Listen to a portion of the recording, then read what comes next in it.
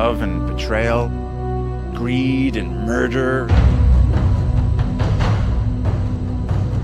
It's set in this interesting world of contrasting ideologies and what's right and wrong, and has a great philosophy about it.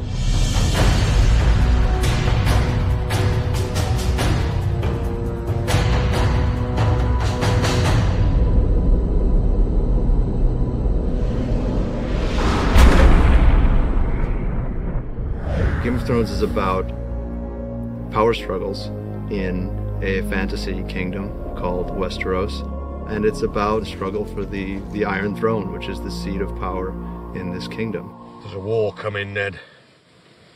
I don't know when, I don't know who we'll be fighting, but it's coming.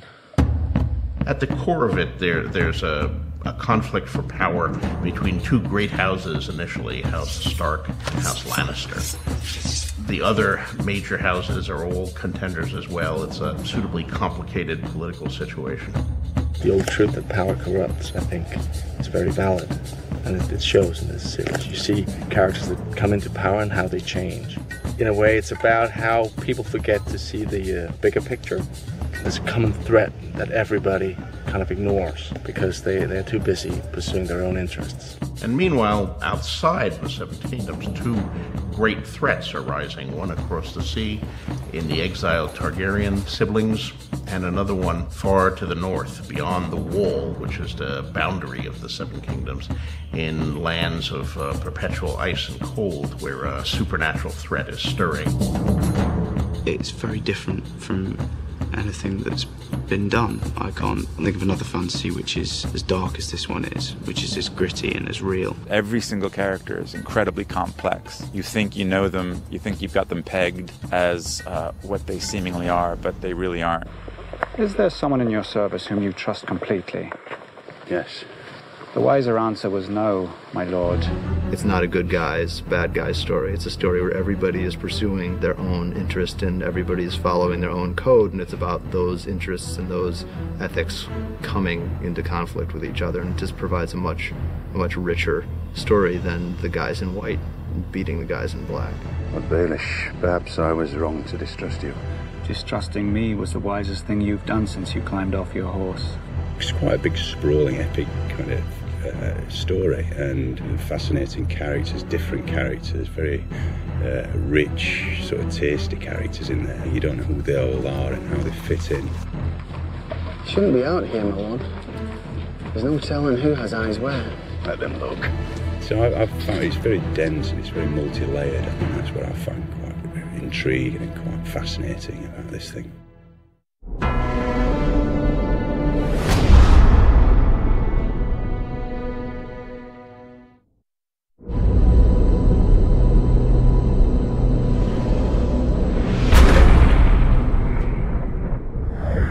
Ned Stark is the center of the series. He's very realistic, quite a pragmatic character. This is fine work. It's not for sale. If his lordship wants the helmet, I made it for me. forgive him, my lord. There's nothing to forgive. He's principled, he has values, and above all, he's very loyal, you know, and that's something that he demonstrates on many occasions. You helped me win the Iron Throne, now help me keep the thing. We were meant to rule together. That is the Lord of Winterfell, and he's married to Catelyn Tully. Together they have a number of children. 17 years ago, you rode off with Robert Baratheon. You came back a year later with another woman's son. Jon Snow, he's of an age with Robb, the eldest son, and they're closest brothers. I would say Jon Snow is a young hero in a lot of ways. Well, Lord Snow, it appears you're the least useless person here. Personally, I think there's a hell of a lot of inner turmoil if he's fighting between his ambition to be someone and to make a mark on things. I'm ready. You're not going. You're no ranger, Joe. Here. The man gets what he earns. When he earns it. His ambition can and does make him do quite extreme things. The Lannisters are the Queen's family. Robert Baratheon, the king, who wed the daughter of another great house, Cersei Lannister. She is the queen of the Seven Kingdoms. She's quite tricky, layered and power mad. She's smart and political. She has a very hard time trusting anyone. You're just a soldier, aren't you? You take your orders and you carry on. I was also trained to kill my enemies, Your Grace. As was I. There's a definite sense with Cersei that if it will further her game of power, she'll get rid of anybody. It doesn't really matter. Jaime, her twin brother, is one of the members of the King's Guard. It would be good to have you on the field. The competition has become a bit stale. I don't fight in tournaments, because when I fight a man for real, I don't want him to know what I can do. He is a soldier and he doesn't care about the politics. He knows the game and he does not want to be directly involved in it. Cersei and Jaime also have another brother, Tyrion Lannister. Tyrion Lannister, because of his size, has had a very complicated upbringing in relation to his father and his sister. He's very well read. He has 0 powers with physical defenses, so he has to defend himself with his wit and charm. Why'd you read so much? Look at me and tell me what you see.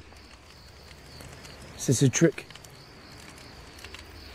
What you see is a dwarf. My brother has his sword, and I have my mind. And a mind needs books like a sword needs a whetstone. There's a set of characters that you also encounter who are across the narrow sea on an entirely different continent. May I present my honored guests, Viserys of House Targaryen, the rightful king of the Andals, and his sister, Daenerys of House Targaryen. He's a man on a mission. He's fairly obsessive about one thing, which is regaining his crown. When they write the history of my reign, sweet sister, they will say it began today. He's very bitter and resentful of the people who took it from him, and he carries a huge burden. His sister is Daenerys Targaryen, also known as Daenerys Stormborn. Tell them to stop.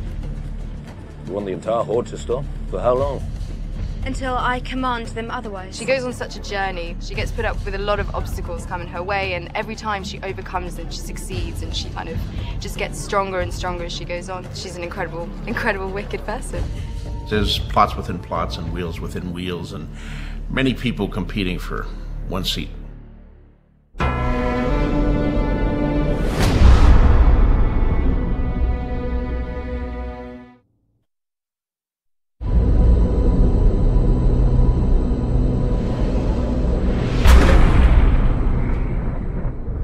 Going into this, it's always been something very important to us. That things never look fake. For us, it's more about creating this world and making it an authentic and believable world, but it's not our world. We were lucky enough to have the help of a tremendously gifted art department.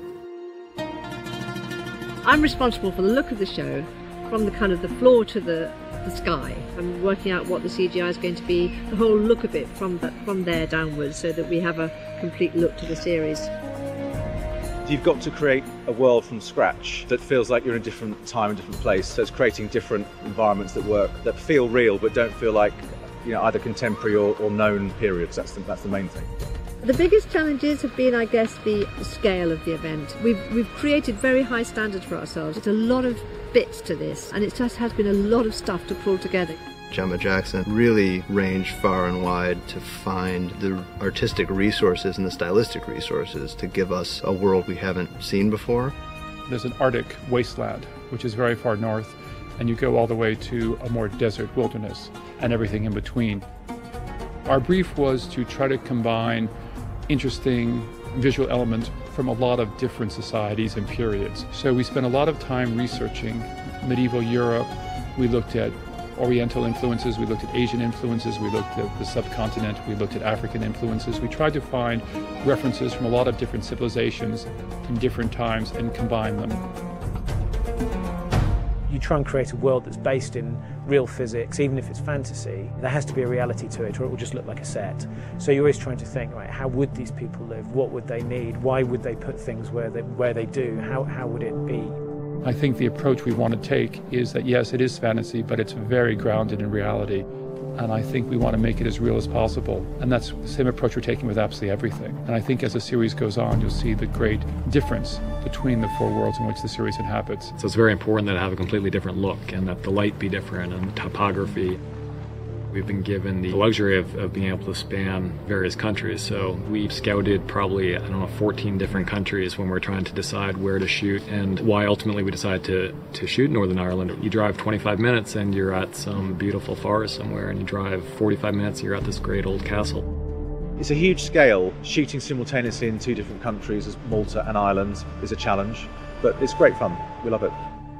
It's one of the fun things about this show is that we get to make it up. We're not hewing to any particular historical period, absolutely. This is a fantasy series, and that gives us a lot of freedom, and that's part of the fun of it. Fantasy is always bigger. I mean, fantasy is larger and more colorful and more exciting, I think, than history. So you take your inspiration from something in history, you make it much bigger and perhaps more dramatic. It's just the best story. It's fascinating, and there's so many twists and turns, and when you think you've got it figured, it completely changes its mind, and you follow it and you get excited by it. There's real emotion and there's real relationships that you can understand and relate to, and it's just brilliant. It's a wonderful story. This interesting combination of a very real world with an overlay of fantasy is a pretty intriguing combination, and I think it's something that you see nowhere else on television currently. I don't think anybody will do it quite the way HBO does. What do you know about fear? Fear is for the winter, when the snows fall 100 feet deep. Fear is for the long night, when the white walkers move through the woods. When the sun hides for years, and children are born and live and die, all in darkness. That is the time for fear, my lord.